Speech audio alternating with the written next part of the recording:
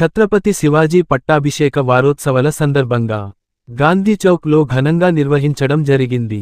ఈ కార్యక్రమంలో కాట్రోజీ అశోక్ గారు, శ్రీరాన్మోజు భూపేష్, జిఆర్బి రాజు, కట్ట నరసింహాచారి, పుదారి నగేష్, పాలద మహేందర్, కూనలింగన్న, రఘువీరపాని, జంగిటి మల్లేష్, ఇనుగుర్తి శంకరయ్య, ఇందూరి వెంకటేష్, చక్కరి గోపి తదితరులు పాల్గొన్నారు.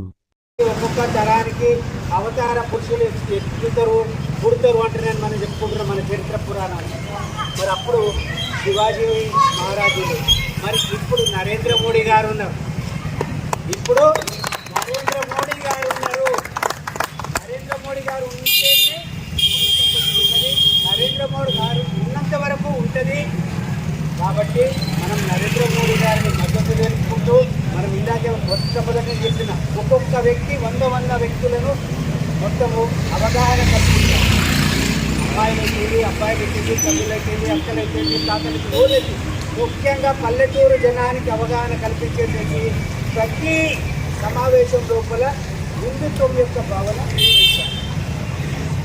మిగతా మతస్థుల వాళ్ళందరూ కరెక్ట్గా ఉన్నారు. వాళ్ళేం తప్పు చేస్తలేరు. వాళ్ళ మతాన్ని అభివృద్ధి చేసుకుంటారు. వాళ్ళు తప్పు చేస్తారు. కానీ మనమే తప్పు చేస్తున్నాం. ఏం చేస్తున్నాం?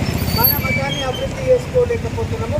ఇప్పుడు అది విడనాడి ముందు మనం ముందుకు పోతే రాబోయే భవిష్యత్తు అంతా కూడా జై భవానీ, జై వీర శివాజీ యొక్క అడుగుజాడలు మనం వేయొచ్చు. కాబట్టి మీరందరూ కూడా దానికి సహకరిస్తారని నేను పేరు పేరున కోరుకుంటూ ఈ అవకాశం కల్పించినటువంటి పెద్దలందరికీ